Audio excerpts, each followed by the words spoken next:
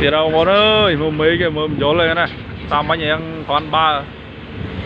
ở ngày này bên này chăm mơ này phải rồi mày là ngất đạp mà hello coi đèn đèn ngồi đây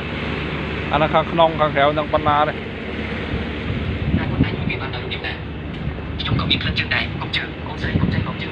chăm mơ hot lại khơi đúng không thằng lại thức cả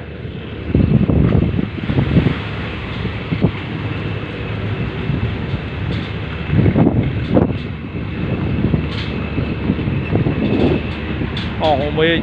mừng ngất đúng không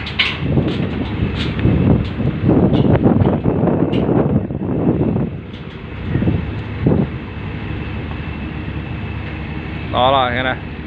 lăng bên tên này này